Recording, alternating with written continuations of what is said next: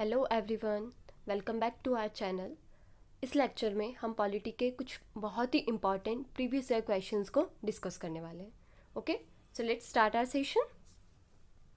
And the first question is which of the following was constituted under the panchayati raj system. Okay, so panchayati raj system जो है, wait a second, okay now it's perfect. Panchayati raj system जो है वो किसके under में आता है? पंचायती राज सिस्टम या पंचायत जो है वो स्टेट लिस्ट में आते हैं। ओके, और 73rd अमेंडमेंट जो है वो किससे डील करता है? पंचायत से डील करता है, जो कि हमने कब किया था? 1992 में। इस एक्ट के थ्रू क्या हुआ था कि जो पंचायत सिस्टम है, पहले क्या होता था, जो स्टेट गवर्नमेंट्स हैं वो पंचायत को सीरियसली नहीं लेते थे, है ना। बट इस अमेंडमेंट एक्ट के बाद जो भी पंचायत की इलेक्शंस वगैरह हैं वो मैंडेटरी कर दिया, है ना। इसके लिए स्टेट इलेक्शन कमीशन का भी इस्टेब्लिशमेंट किया गया था। और इस अमेंडमेंट के बाद 3 टायर स्ट्रक्चर जो है वो पंचायती राज सिस्टम में बनाया गया था।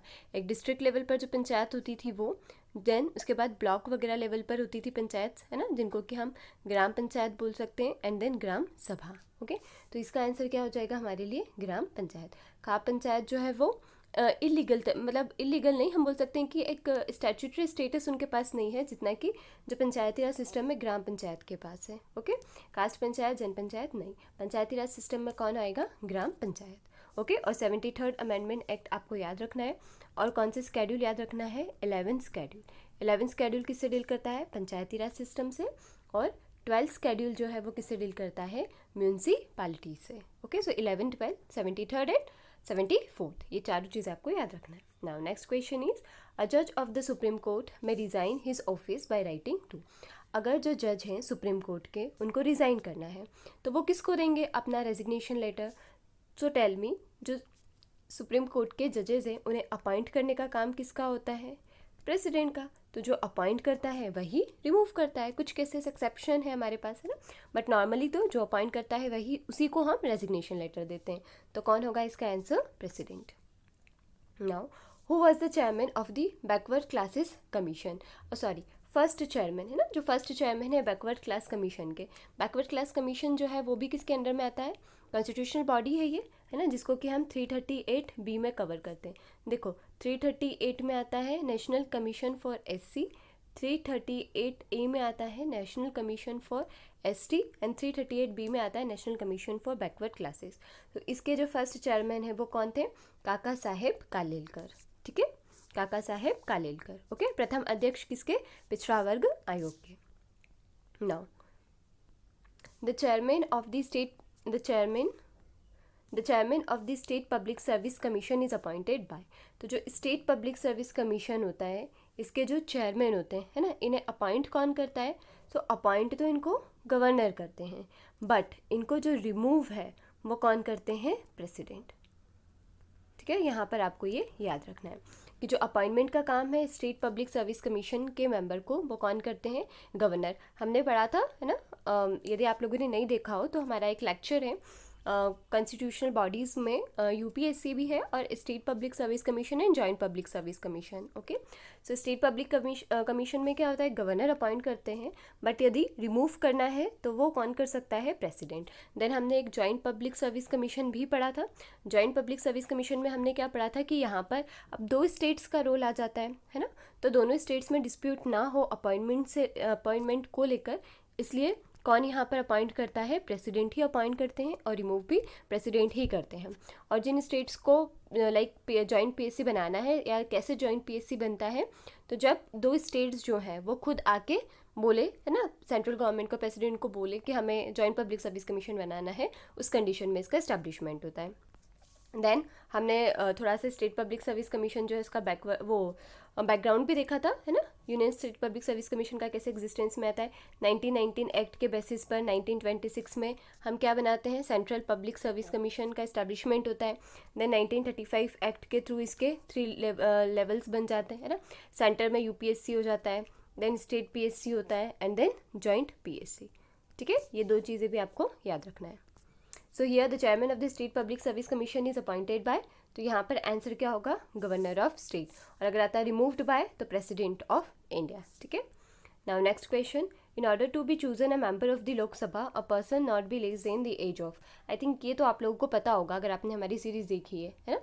क्या होगा, in order to be chosen member of the Lok Sabha person कितने साल का एटलीस्ट होना चाहिए, मिनिमम 25 ईयर्स। ठीक है, हमने लर्न किया था लोकसभा के लिए एज क्या है 25, राज्यसभा के लिए एज क्या है 30, प्रेसिडेंट और गवर्नर के लिए एज क्या है 35 years. Okay, now next question, the governor of a state is appointed by, जो गवर्नर है स्टेट के उन्हें कौन अपॉइंट करता है, yes tell me, the governor of state is appointed by president. Okay, कौन अपॉइंट करता है गवर्नर को स्टेट के, प्रेसिडेंट।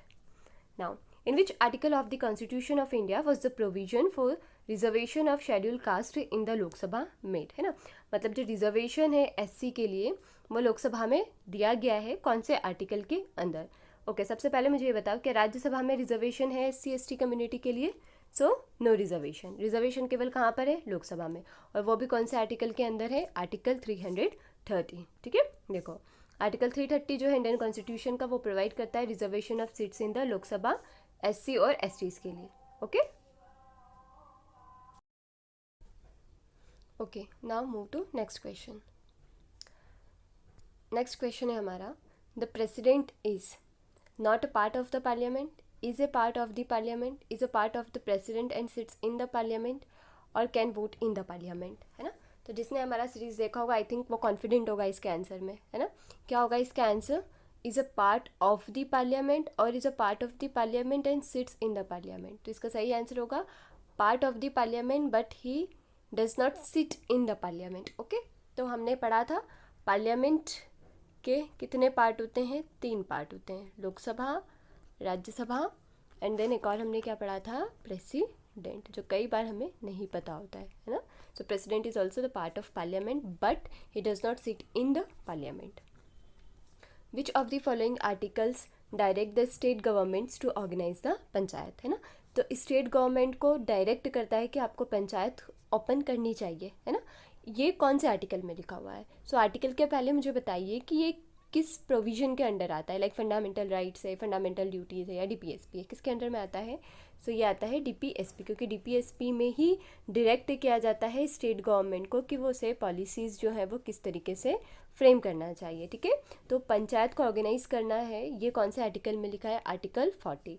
देन आपको आर्टिकल 44 याद रखना है जो किससे डील करता है, यूनिफॉर्म सिविल कोड। ठीक है, uniform civil code. 41 article right to work, और कौन सा पढ़ा था, यस आर्टिकल 50 आपको याद रखना है ना, सेपरेशन ऑफ, सेपरेट हम किसको करते हैं, separation of executive from judiciary. Okay, separation of executive from judiciary. तो देखो 4-5 आर्टिकल्स लर्न कर लिए हमने। आर्टिकल 40 विलेज पंचायत को ऑर्गेनाइज करने के लिए बोलता है, 44 यूनिफॉर्म है, एक जैसा है 44 तो uniform civil code, 41 right to work, 50 separation of executive from judiciary, है ना। ये काफ़ी इंपॉर्टेंट आर्टिकल है, कई बार एग्जाम्स में पूछा जाता है। Now next, under which one of the following article the formation of finance commission laid down, है ना। तो फाइनेंस कमीशन को हम किस आर्टिकल के अंडर फॉर्म करते हैं, सो इसका आंसर है आर्टिकल 280। फाइनेंस कमीशन कैसा बॉडी है, कॉन्स्टिट्यूशनल बॉडी है, इसके मेंबर्स को इस्टेब्लिश इसके मेंबर्स को अपॉइंट करना है। फाइनेंस कमीशन को जो इस्टेब्लिश है वो कौन करता है, प्रेसिडेंट करते हैं। ठीक है, ये फाइनेंसेस से रिलेटेड जो भी चीज़ें होती हैं ना उसमें गवर्नमेंट को असिस्ट करता है, हेल्प करता है। The attorney general of India is appointed by, तो जो अटॉर्नी जनरल होता है ना ये क्या होता है, हाईएस्ट लॉ ऑफिसर होता है कंट्री का, है ना, जो गवर्नमेंट को हेल्प करता है केसेस में, है ना, जो उस लाइक गवर्नमेंट के बिहाफ में सुप्रीम कोर्ट वगैरह में जो केसेस हैं ना जो फाइल किए जाते हैं, वो लाइक PLI वगैरह जो सबमिट की जाती है ना, तो उसको डिफेंड करने का काम जो है वो किसका होता है, attorney general of India. 5 minute का सीरीज़ में हमने अटॉर्नी जनरल ऑफ इंडिया को काफ़ी अच्छे से डिस्कस किया है, आप देख सकते हैं। ठीक है, सो अटॉर्नी जनरल ऑफ इंडिया को कौन अपॉइंट करता है, लॉ ऑफिसर है ये, कौन अपॉइंट करता है, प्रेसिडेंट अपॉइंट करते हैं। ठीक है, प्रेसिडेंट ऑफ इंडिया, इनकी टर्म्स कंडीशंस वगैरह सब कौन डिसाइड करता है, प्रेसिडेंट। अटॉर्नी जनरल क्या पार्लियामेंट के पार्ट है क्या, नहीं है, बट पार्लियामेंट की जितनी भी प्रोसीडिंग्स होती हैं, चाहे वो लोकसभा की प्रोसीडिंग्स हो, चाहे राज्यसभा की प्रोसीडिंग्स हो या फिर जॉइंट मीटिंग हो, इन सब में वो पार्टिसिपेट कर सकते हैं ना, मतलब सब में जब भी प्रोसीडिंग चल रहा है उसको वो अटेंड कर सकते हैं, बट वोट नहीं दे सकते ना, डिस्कशन को सुन सकते हैं बट वोटिंग नहीं कर सकते। देन और ये कौन से आर्टिकल में आते हैं? Article 76 of the constitution. Appoint कौन करता है इनको? कहाँ गया? Appointed by the president. और एलिजिबिलिटी क्राइटेरिया इनका क्या है कि बिल्कुल जैसा सुप्रीम कोर्ट का है, या तो हाई कोर्ट में जज हो 5 ईयर्स के लिए, या तो फिर एडवोकेट रहे हो 10 ईयर्स के लिए, और प्रेसिडेंट की नज़रों में एक अच्छे जूरिस्ट हो, है ना, उन्हें अपॉइंट कर देते हैं। Then the system of panchayati raj is mention in. और हाँ, इनको जो अपॉइंट किया जाता है अटॉर्नी जनरल को, है ना, वो किसके एडवाइस पर किया जाता है? पीएम के एडवाइस पर। अपॉइंट कौन करते हैं? President. The system of panchayati raj is mentioned in. कौन सी लिस्ट में मैंशनड है? यूनियन लिस्ट में, स्टेट लिस्ट में, या कॉन्करेंट लिस्ट में? पहले मुझे ये बताइए कि जो तीनों लिस्ट हैं ये कौन से स्केड्यूल में आती है? यस, स्केड्यूल 7, है ना, जहाँ पर सेपरेशन ऑफ पावर की हम बात करते हैं। फेडरल स्ट्रक्चर जो है हमारा वो ये स्केड्यूल जो है वो इंश्योर करता है। सो पंचायती राज कौन सी उसमें लिस्ट में मैंशनड है? स्टेट लिस्ट में। Next question, which one of the following function is not the concern of local self government? Local self government का कंसर्न कौन सा नहीं है? तो लोकल सेल्फ गवर्नमेंट का कंसर्न कौन सा नहीं है? Public health, sanitation, public utility services या मेंटेनेंस ऑफ पब्लिक ऑर्डर। देखो, लोकल सेल्फ गवर्नमेंट है तो पब्लिक हेल्थ का ध्यान तो रखेगी, सैनिटेशन का ध्यान रखेगी, पब्लिक यूटिलिटी सर्विसेज है ना, जैसे स्कूल्स वगैरह जो भी रिक्वायरमेंट है वो सब। तो कौन इसके अंडर नहीं है? Public order. ये किसका होता है? ये पुलिस का फंक्शन होता है ना। Next, money bill can be represented. अब मनी बिल कहाँ पर प्रेजेंट किया जाता है? केवल और केवल लोकसभा में। उसके लिए भी पहले किसकी परमिशन लेनी होगी? प्रेसिडेंट की। मनी बिल को मनी बिल है या नहीं है ये कौन डिसाइड करते हैं? केवल और केवल स्पीकर। ठीक है, कहाँ पर केवल पेश किया जाता है? लोकसभा में। राज्यसभा की पावर्स इसमें काफ़ी लिमिटेड होती है। ठीक है, राज्यसभा को 14 डेज में एक्शन लेना पड़ता है अगर मनी बिल उनके पास आता है तो। What is the nature of Indian constitution? जो नेचर है इंडियन कॉन्स्टिट्यूशन का कैसा है? क्या फेडरल है, यूनिटरी है, पार्लियामेंट्री है? फेडरल है नेचर में बट यूनिटरी है स्पिरिट में। ओके, देखो फेडरल मतलब क्या होता है? जब सेंट्रल गवर्नमेंट भी हो, स्टेट गवर्नमेंट भी हो, और दोनों के पास अपनी अपनी पावर हो, मतलब डिफरेंट लेवल्स ऑफ गवर्नमेंट हो और हर एक लेवल के पास अपनी अलग अलग पावर हो। ठीक है, तो वो क्या होगा? Federal system. यूनिटरी में क्या होता है? केवल सेंट्रल गवर्नमेंट हो और सारी पावर सेंट्रल गवर्नमेंट के पास ही हो, स्टेट गवर्नमेंट भी नहीं है और लोकल गवर्नमेंट भी नहीं है, तो ये होता है यूनिटरी। पार्लियामेंट्री क्या होता है? जहाँ पर लेजिस्लेचर रिस्पॉन्सिबल होता है एग्जीक्यूटिव को, है ना, सॉरी एग्जीक्यूटिव इज रिस्पॉन्सिबल, है ना, एग्जीक्यूटिव जो है वो रिस्पॉन्सिबल होते हैं, लेजिस्लेचर को रियल पावर पीएम के पास होती है। अब हमारा जो कॉन्स्टिट्यूशन है वो कैसा है? फेडरल है नेचर में बट यूनिटरी है स्पिरिट में। ठीक है, मतलब कि क्या, वैसे तो हमारा कॉन्स्टिट्यूशन फेडरल बनाया गया है, फेडरलिज्म के बेसिस पर बनाया गया है, बट कहीं कहीं कुछ इंस्टेंसेस में हमें यूनिटरी फीचर्स भी इसमें देखने को मिलते हैं। ठीक है, जैसे कि हमने इमरजेंसी वगैरह डिस्कस किया था, जिसमें क्या होता है? सारी पावर किसके पास चली जाती है? सेंटर के पास। स्टेट गवर्नमेंट के पास पावर होते हुए भी स्टेट गवर्नमेंट की सारी पावर जो है वो सस्पेंड हो जाती है कुछ टाइम पीरियड के लिए, जब तक कि इमरजेंसी कंटिन्यू रहती है। एंड स्पेशली कौन सी इमरजेंसी? जब नेशनल वॉर वगैरह होती है या स्टेट इमरजेंसी लगा दिया तो भी पूरी पावर किसके पास चली जाएगी? प्रेसिडेंट के पास। और प्रेसिडेंट के बिहाफ पर कौन एक्शन लेता है? सेंट्रल गवर्नमेंट, है ना, हमने इमरजेंसी डिस्कस किया था कल। सो हु अपॉइंट्स द जजेस of the supreme court of India? Supreme court के जजेस को कौन अपॉइंट करता है? प्रेसिडेंट अपॉइंट करते हैं। ठीक है, सुप्रीम कोर्ट के जजेस को भी प्रेसिडेंट अपॉइंट करते हैं, हाई कोर्ट के जजेस को भी कौन अपॉइंट करते हैं? प्रेसिडेंट। और यदि इन्हें रिज़ाइन करना हो यानी जो रिमूवल है इनका, तो वो भी कौन करते हैं? प्रेसिडेंट। बट इनके लिए एक स्पेशल प्रोसीजर होती है जिसको कि कहाँ से पास करवाना पड़ता है? लोकसभा और राज्यसभा से। प्रेसिडेंट का जो रिमूवल प्रोसेस है उसको हम क्या बोलते हैं? इम्पीचमेंट। और प्रेसिडेंट को इम्पीच कब किया जाता है? केवल एक ही कंडीशन लिखी है, अगर वो वायलेट करे किसको? कॉन्स्टिट्यूशन को। बट इसका जो डेफिनेशन होगा वायलेशन ऑफ कॉन्स्टिट्यूशन, ये कॉन्स्टिट्यूशन ने नहीं बताया है। ठीक है, now who is the ex officio chairman of the Rajya Sabha? Ex officio chairman कौन होते हैं राज्यसभा के? तो चेयरमैन, एक्स ऑफिशियो वर्ड भूल जाओ अभी थोड़ी देर के लिए। चेयरमैन ऑफ राज्यसभा कौन होते हैं? वाइस प्रेसिडेंट होते हैं। ठीक है, तो एक्स ऑफिशियो भी कौन होंगे? एक्स ऑफिशियो मतलब क्या होता है कि अगर वाइस प्रेसिडेंट है तो अपने आप ही वो चेयरमैन बन जाएंगे राज्यसभा के, है ना, तो उसको हम एक्स ऑफिशियो चेयरमैन बोलते हैं। तो कौन है? Vice president.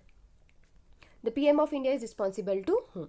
जो पीएम ऑफ इंडिया है वो किसको रिस्पॉन्सिबल होते हैं? मतलब अगर पीएम ऑफ इंडिया को आंसर करना है या अगर कोई उनसे क्वेश्चन कर सकता है तो वो कौन कर सकता है? कैबिनेट कर सकती है? नहीं, कैबिनेट तो उनकी खुद की होती है।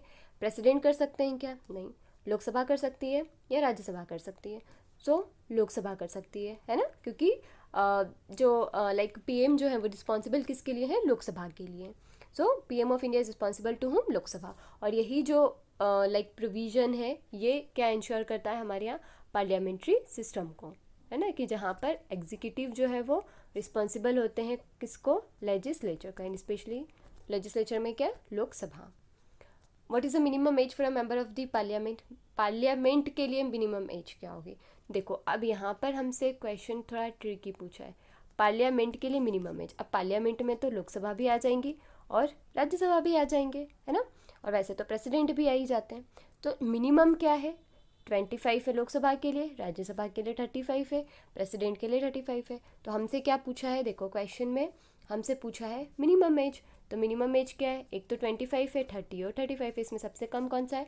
25 है, तो 25 है आपका इसका आंसर, है ना। तो डोंट गेट कन्फ्यूज कि पार्लियामेंट पूछा है तो हम लोकसभा की राज्यसभा किसको कंसीडर करें? दोनों को कंसीडर करो। मिनिमम पूछा है तो 25, अगर ये मैक्सिमम पूछ लेते तो हम 35 लगा देते, है ना। What is the retirement age of the जजेस ऑफ द सुप्रीम कोर्ट? जो रिटायरमेंट एज है जजेस ऑफ सुप्रीम कोर्ट तो वो क्या है? 65 है। यही हाई कोर्ट यदि पूछता तो क्या हो जाता है इसका answer? 62। Then which of the following are listed among the directive principles in part 4 of the Indian constitution, है। तो डीपीएसपी कौन से में है? पार्ट 4 कौन से आर्टिकल? 36 से 51।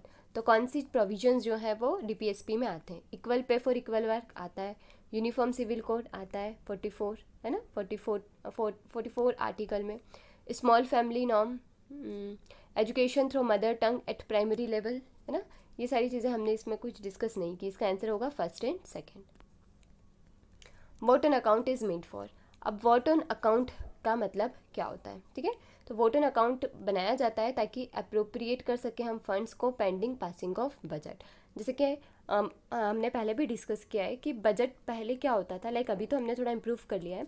बजट को पेश किया जाता था मार्च में, उसको पास वास कराने में अप्रैल और मई आ जाता था, है ना, फाइनेंशियल ईयर ख़त्म हो जाता था मार्च को ही। तो अब ये जो 1-1.5 महीने का जो टाइम बच रहा है ना, लाइक 1 से 2 महीने का ये जो टाइम बच रहा है, इसके बीच में पैसे को निकालना तो पड़ेगा, पैसा तो यूज़ करना पड़ेगा, बिना पैसे के कुछ काम हो नहीं सकता। और अकॉर्डिंग टू कॉन्स्टिट्यूशन आप बिना पार्लियामेंट की परमिशन से जो फंड्स हैं उनसे पैसे नहीं निकाल सकते।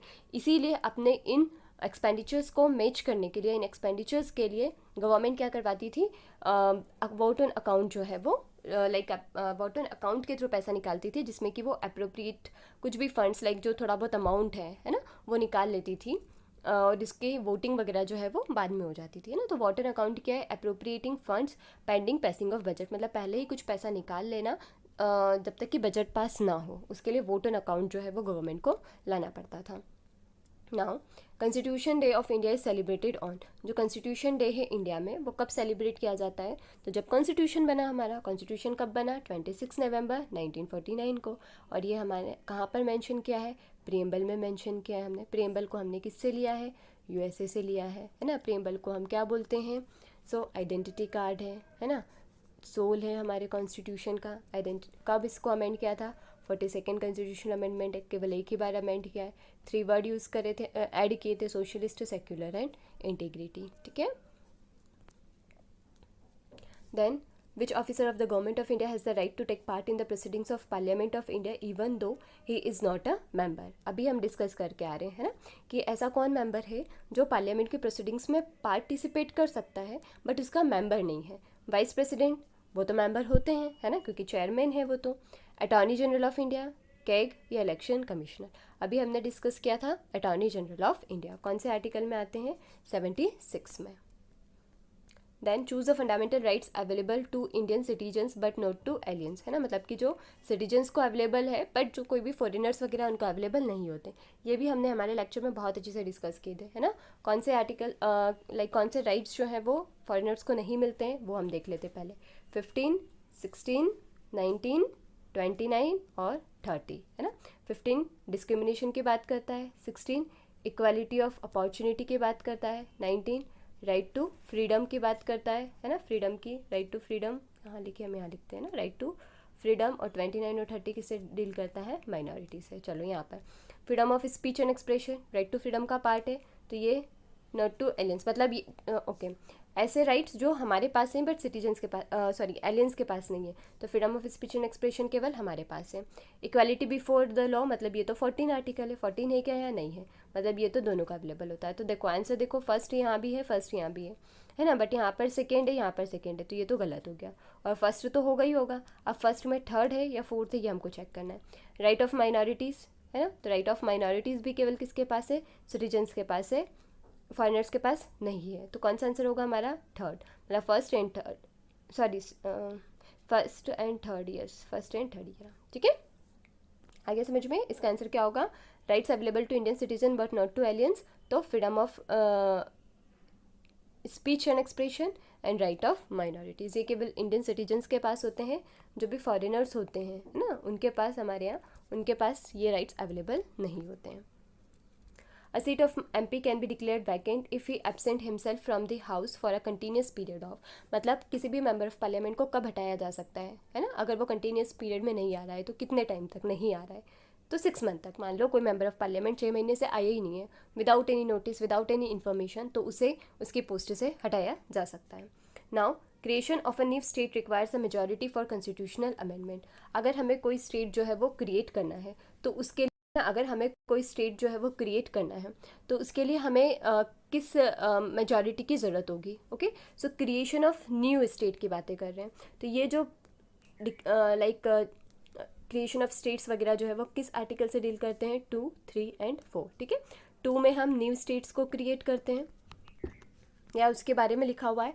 आर्टिकल 3 में लिखा हुआ है कि जो भी हमारे एग्जिस्टिंग स्टेट्स हैं उन्हीं को हम लाइक 2 स्टेट को मिलाकर एक स्टेट बना दिया, या एक स्टेट को तोड़कर 2 स्टेट बना दिए, या एक स्टेट और यूटी को मिलाकर एक स्टेट बना दिया। तो इस तरह का जो इंटरनल एडजस्टमेंट होता है एग्जिस्टिंग स्टेट्स का, वो किस में आता है, आर्टिकल 3 में। और अगर हम पूरा नया स्टेट बना रहे हैं तो आर्टिकल 2 में, है ना, जो हमारे स्टेट लाइक हमारे पहले पार्ट नहीं था बट अभी पार्ट है, तो वो न्यू स्टेट। और आर्टिकल 4 क्या बोलता है कि इसके लिए आपको कोई स्पेशल मेजॉरिटी की ज़रूरत नहीं है, आप इसको सिंपल मेजॉरिटी से पास करवा सकते हैं, ठीक है। तो क्या होगा इसका आंसर कि अगर आपको न्यू स्टेट क्रिएट करना है तो आपको किस तरह की मेजॉरिटी चाहिए, सिंपल मेजॉरिटी चाहिए। ओके, आया समझ में, किस आर्टिकल से डील करता है, अगर स्टेट को हमें फॉर्म करना है या मॉडिफाई करना है तो 2, 3, 4। आर्टिकल 2 में हम बिल्कुल नया स्टेट जो है वो क्रिएट करते हैं, जैसे कोई टेरिटरी है जिसको इंडिया ने जीत लिया हो या अपने अंदर ऑक्यूपाई कर लिया हो, है ना। देन आर्टिकल 3 क्या बोलता है कि हमारे पास स्टेट पहले से ही है, बस उसको तोड़ मरोड़ कर हम या तो नया स्टेट बना रहे हैं या 2 स्टेट को मिलाकर एक स्टेट बना रहे हैं, है ना। एंड देन आर्टिकल 4 किससे डील करता है कि इन दोनों के करने के लिए आपको किसी स्पेशल मेजॉरिटी की ज़रूरत नहीं है। Now next question. The expression socialist was introduced in the preamble of the Indian Constitution by which amendment? ये तो हमने बहुत अच्छे से पढ़ लिया है ना, कि जो सोशलिस्ट है तो प्रियम्बल को केवल एक ही बार अमेंड किया गया है, और वो कौन से एक्ट में किया गया है, केवल 42nd कॉन्स्टिट्यूशनल अमेंडमेंट एक्ट में। 44th अमेंडमेंट में हमने क्या किया था, राइट टू प्रॉपर्टी को रिमूव किया था, ठीक है। President of India exercises his powers, जो प्रेसिडेंट ऑफ इंडिया है वो किस तरह से अपनी पावर को एक्सरसाइज करते हैं, एग्जीक्यूट करते हैं, क्योंकि उनके पास रियल पावर तो होती नहीं है ना।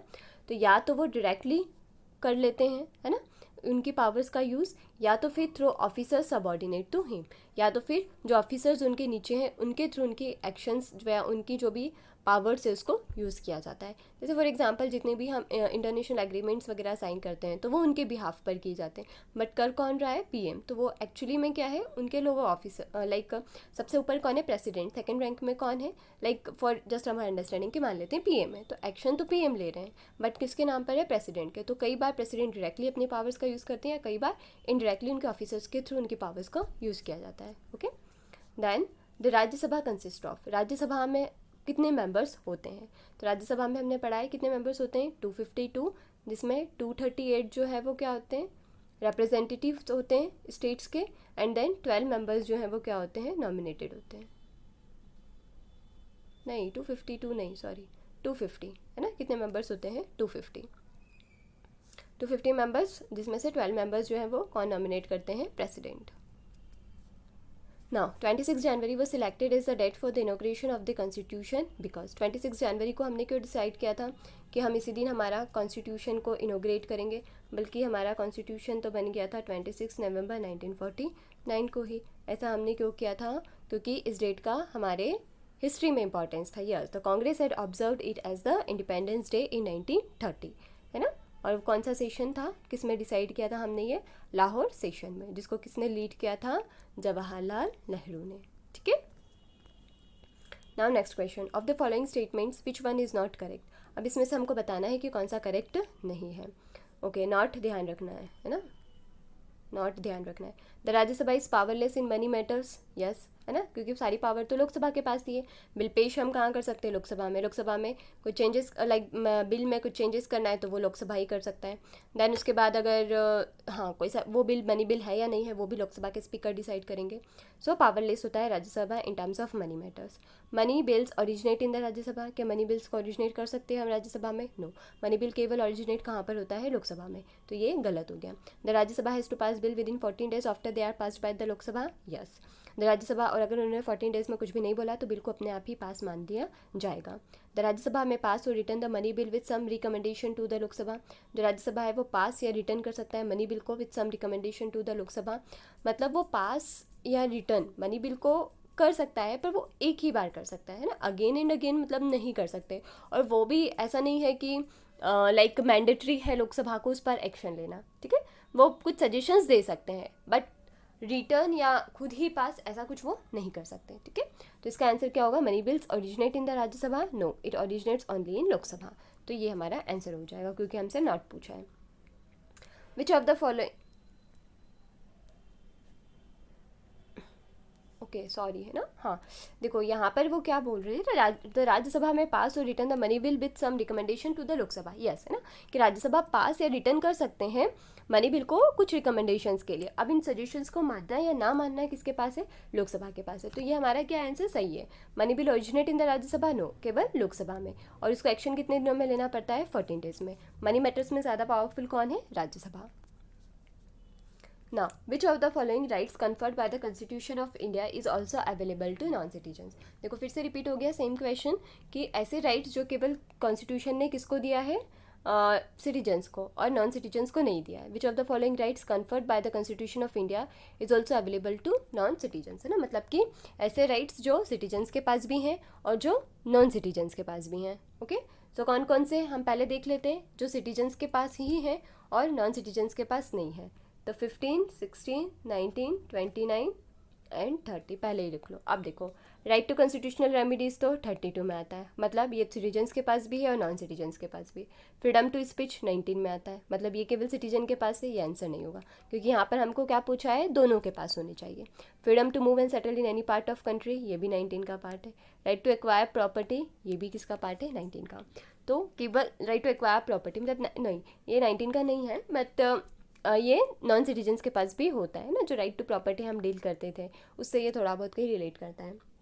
सो which of the following rights conferred by the constitution of India is also available to non citizen, right to constitutional remedies, जो कि कौन सा आर्टिकल है, आर्टिकल 32। आर्टिकल 32 को अम्बेडकर ने क्या बोला है, soul, heart and soul of the constitution, है ना, सोल है ये कॉन्स्टिट्यूशन का और हार्ट है। नाउ नेशनल इमरजेंसी में भी declare by the president of India in line with, national emergency president of India जो है वो कब डिक्लेयर कर सकते हैं, कौन से आर्टिकल के अंडर में आता है ये, आर्टिकल 352। और ये जो इमरजेंसी डिक्लेयर करेंगे वो कौन सी इमरजेंसी होती है, नेशनल इमरजेंसी। नेशनल इमरजेंसी दो तरह से लगाई जाती है, या तो एक्सटर्नल रीज़न क्या होगा, वॉर हो जाए, इंटरनल रीज़न क्या होगा, इंटरनल रिबेलियन हो जाए, है ना, कुछ अंदर डिस्प्यूट्स वगैरह हो जाए, ऐसे लाइक होती है ना, लड़ाइयाँ वगैरह हो जाती है, कम्युनल रियट्स वगैरह हो जाते हैं वो। देन सेकेंड इमरजेंसी कौन सी होती है, 356 में स्टेट इमरजेंसी, या इसी को हम प्रेसिडेंट रूल कहते हैं। और फिर 360 जिसमें कि फाइनेंशियल इमरजेंसी आती है। Okay, now next, who is the constitutional head of the state government. तो कॉन्स्टिट्यूशनल हेड स्टेट गवर्नमेंट के कौन होंगे, governor. Constitutional head of central government यदि पूछें तो प्रेसिडेंट, और यहाँ पर कौन होंगे, governor. A bill passed in parliament becomes an act after. देखो इंटरेस्टिंग क्वेश्चन है कि जो बिल है वो प्रेजेंट किया गया है पार्लियामेंट में, तो वो एक्ट कब बनेगा। तो सबसे पहले अगर मान लेते हैं लोकसभा में पेश किया है तो लोकसभा पास करे, राज्यसभा में भेजेगी, अगर राज्यसभा पास कर दे फिर जाता है वो प्रेसिडेंट के पास, और जब प्रेसिडेंट उसको असेंट दे देते हैं अपना, तब फाइनली वो बिल जो है वो क्या बन जाता है, एक्ट बन जाता है। तो लास्ट प्रोसीजर क्या है, president. It is passed by both houses. अब दोनों हाउस ने पास कर दिया तो वो एक्ट नहीं बन सकता जब तक कि प्रेसिडेंट साइन ना करे, तो ये तो नहीं होगा। The prime minister has signed it, तो प्राइम मिनिस्टर का तो कोई रोल ही नहीं है ना। Supreme court has declared it to be within the competence of the union parliament, no. क्या होगा इसका, the president has given his assent, है ना। ये चीज़ कब आती है, जब एक्ट बन जाता है, उसके बाद सुप्रीम कोर्ट का कहीं ना कहीं जुडिशियल रिव्यू के बेसिस पर इन्वॉल्वमेंट आता है, बट लास्ट असेंट अगर प्रेसिडेंट का मिल जाए तो वो एक्ट बन जाता है। According to our constitution the Rajya Sabha is, हमारी जो राज्यसभा है अकॉर्डिंग टू कॉन्स्टिट्यूशन क्या है, डिजॉल्व आफ्टर 2 years, नहीं। राज्यसभा क्या है, परमानेंट हाउस है जो कभी डिजॉल्व नहीं होता है, तो डिजॉल्व का तो क्वेश्चन आएगा नहीं। Is dissolve, no. Is dissolve, no.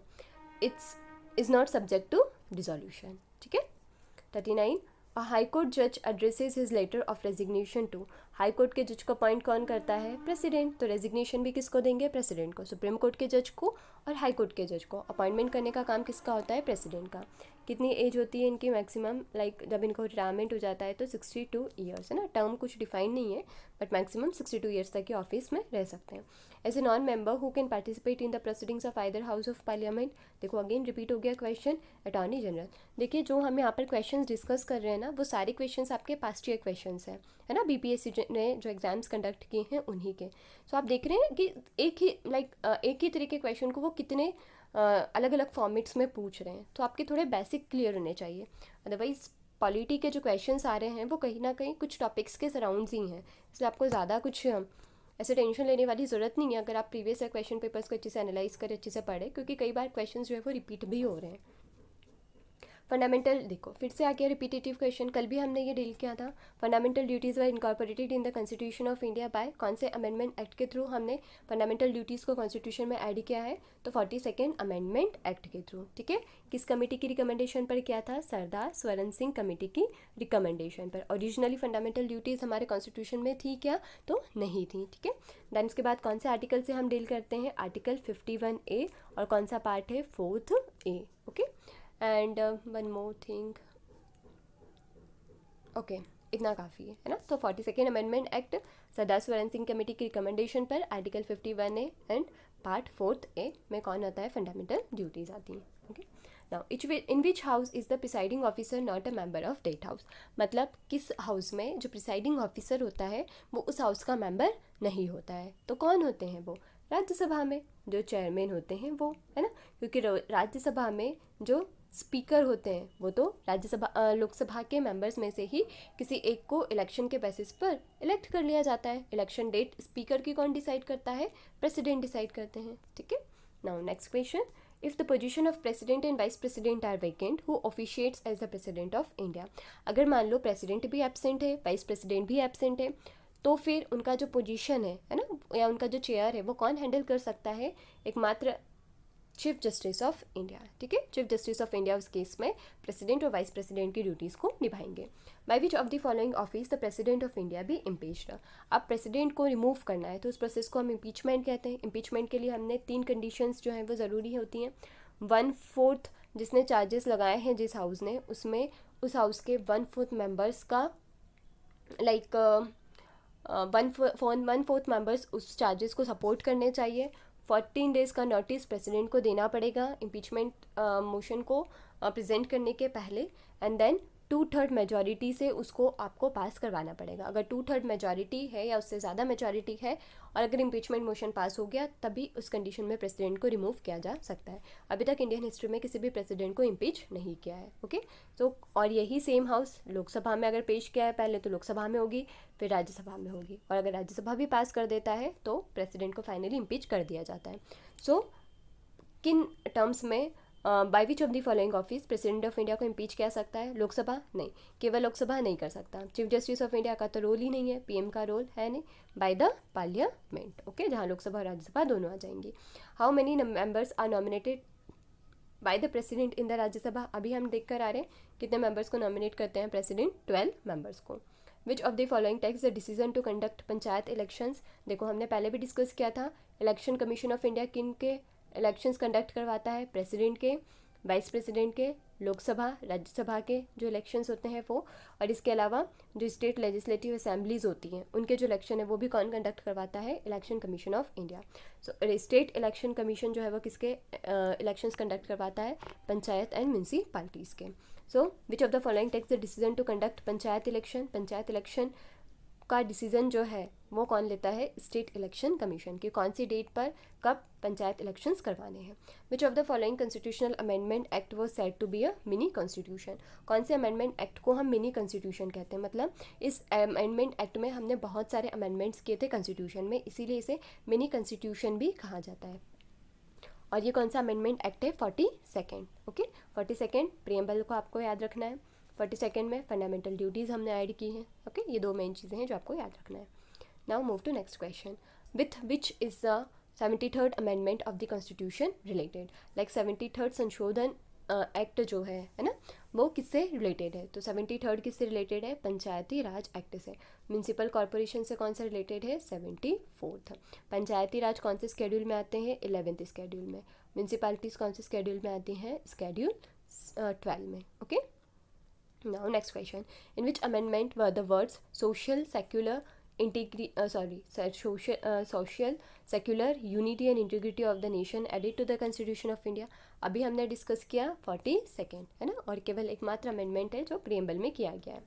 Recommendations to the President of India on the specific union state fiscal relation made by the, देखो रिकमेंडेशंस प्रेसिडेंट ऑफ इंडिया को यूनियन स्टेट फिजिकल रिलेशन मतलब कि क्या होता है? जैसे फाइनेंसेस वगैरह से रिलेटेड है, तो फाइनेंशियल रिलेशंस वगैरह पर केवल और केवल जो सिफारिश है या सजेशंस जो है वो कौन दे सकता है? Finance commission. कैसा बॉडी है? Constitutional body. कॉन्स्टिट्यूशनल बॉडी मतलब कि क्या होता है? ऐसी बॉडीज़ जिन्हें कॉन्स्टिट्यूशन ने इस्टेब्लिश किया है, कॉन्स्टिट्यूशन के अंडर उसका डेफिनेशन है, उनको डिफाइन किया गया है ना। तो ये कौन से आर्टिकल में डिफाइन किया है? आर्टिकल 280 में। ठीक है, जैसे अगर मान लो कॉन्स्टिट्यूशन के बाद में हमने कोई सी एक्ट या किसी लॉ के बेसिस पर किसी बॉडी को बनाया है तो वो स्टैट्यूटरी बॉडी हो जाएंगी, और इन्हें कॉन्स्टिट्यूशन ने खुद ने बनाया है तो कॉन्स्टिट्यूशनल बॉडी, जिसका डेफिनेशन बाकायदा आर्टिकल्स में दिया हुआ है। ठीक है, तो फाइनेंस कमीशन अंडर आर्टिकल 280 आता है, कॉन्स्टिट्यूशनल बॉडी है जो प्रेसिडेंट को जो भी यूनियन स्टेट फिजिकल रिलेशंस हैं उन पर रिकमेंडेशंस वगैरह दे सकता है। ओके, सो आई थिंक हमने बहुत 50 क्वेश्चंस जो है वो लाइक समझ लिए हैं। सो आज के लिए इतना काफ़ी है। हम नेक्स्ट क्लास में फिर से मिलेंगे कुछ इसी तरीके के इंटरेस्टिंग लेक्चर के साथ। Thank you.